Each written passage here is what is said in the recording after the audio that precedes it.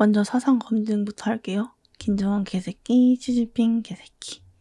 안녕하세요 여러분. 오늘은 요즘 핫한 중국판 챗GPT 딥시크에 대해서 이야기해볼까 합니다. 우선 제가 딥시크한테 뭘 물어봤냐. 김정은 개새끼를 먼저 입력을 해보았습니다. 근데 로딩이 보시면 굉장히 오래 걸리죠? 무한 로딩이었어요. 그치만 돌아오는 대답은 이야기할 수 없음. 보이시죠?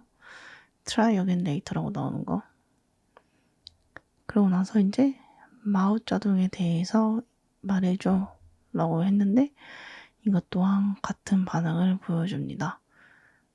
이러면서 얘네들이 중국에 관련한 것들에 대해서는 저렇게 다 모르는 척 하더라고요. 그렇지만 저는 굴하지 않고 마오쩌둥 뭐하는 사람이야? 를 물어봤는데 이제 이거는 대답을 해주더라고요. 근데 대답을 해주면서 본인들 입맛에 맞게 이제 위대한 인물이다 라고 이야기를 해주고 있는 그런 장면이고요. 그러면서 이제 마오쩌둥이 나오면 뭐예요 여러분? 문화혁명에 대해서 꼭 나오잖아요. 문화혁명은 또 뭐야? 를 물어봤는데 이거는 대답을 안 하더라고요. 아니 맨날 안 된대. 검열 존나 심해 진짜. 그러면서 제가 이제 시진핑을 유도신문하려고 챗GPT한테 물어보는데요. 처음으로 시작하는 한자가 뭐야? 라고 물어보는 제 질문에 또 답을 안 해줘. 도대체 왜 답을 안 해주는 걸까요? 그리고 보시면은 계속 제가 시진핑이나 이제 중국에 관련된 걸 이야기하는데 그럴 때마다 답이 없어. 답을 그냥 아예 안 해줘. 시진핑이 뭐 하는 사람이야? 를 물어봐도 대답을 잘 안 해주고 그냥 아예 그 단어에 대해서 먹금을 해놓은 것 같더라고요. 그러면은 이게 과연 AI로서 사용을 할 수 있는 건가에 대한 의문이 들잖아요, 여러분.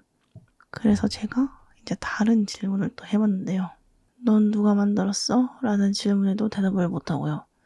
누가 만들었는지 얘기를 해줄 수 있잖아. 아니면 개발자 180명 이름을 다 얘기를 하던가 아니면 그 창업주 이름을 얘기를 하던가 그러면 되는데 얘기를 안 하더라고요. 그리고 이제 위에 보이시는 홍위병은 오타가 났어요, 여러분. 위병인데 의병이라고 오타가 났어요. 근데 오타를 감안하더라도 저거에 대해서도 대답을 또 안 해줬죠. 그리고 이제 모두들 궁금한 그 질문. 중국인들은 왜 옷을 벗고 다녀? 여러분 제가 즐겨보는 유튜버 분이 있는데 그분이 이제 중국 일상을 올리세요. 여름에 보면은 중국인들은 다 우통을 벗고 있어요. 왜 그럴까요? 상하이 비키니 하시죠. 상하이 비키니요. 그리고 이제 또 핫한 문제. 한푸냐 한복이냐 뭐가 다르냐 그거에 대해서도 또 물어봤는데 이제 그거에 대해서는 또 되게 답을 잘 하더라고요. 그래서 좀 신기했어요.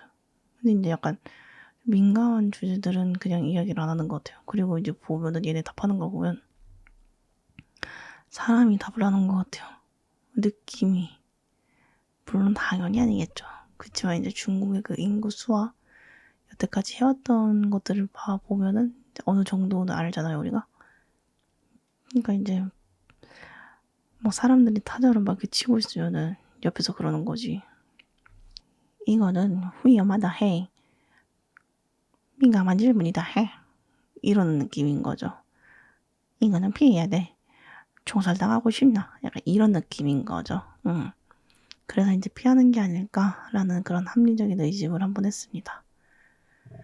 그리고 이제 딥시크를 했으면은 뭐예요? 챗GPT도 한번 해봐야겠죠. 그래서 챗GPT도 이제 하게 되는데요.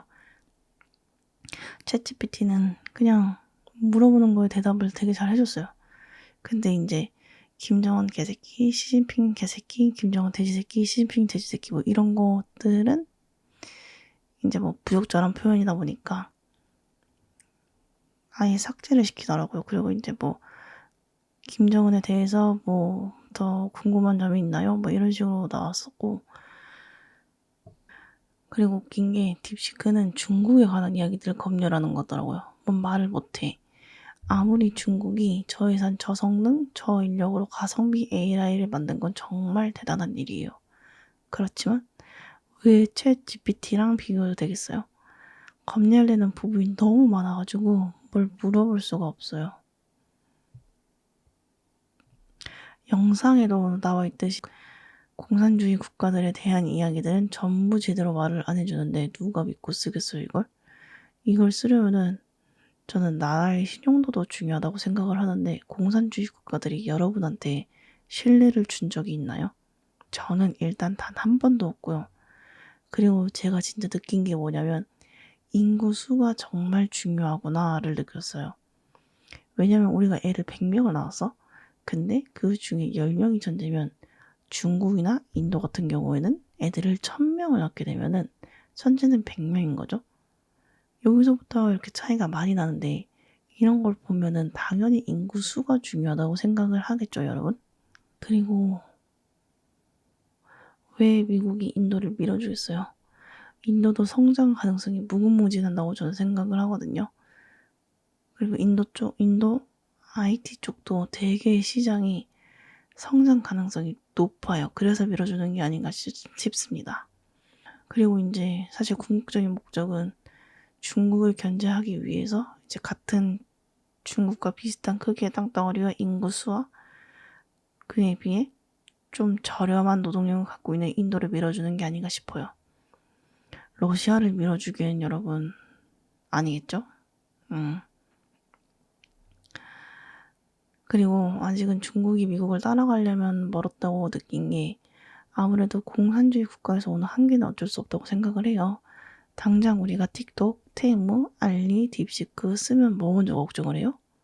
개인정보 걱정을 먼저 하죠. 도난 당하지는 않을까? 먼저 걱정을 하는데 어떻게 따라가겠어요, 이거를. 그만큼 나라의 신용도가 중요하다.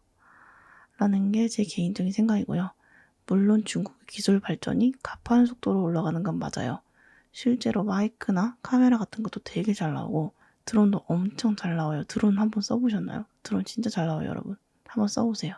그치만 공산주의는 어쩔 수가 없다. 그래도 공산주의 국가 중 가장 성공한 사례인 만큼 앞으로 화이팅! 그래도 역시 미국 최고, 미국 짱!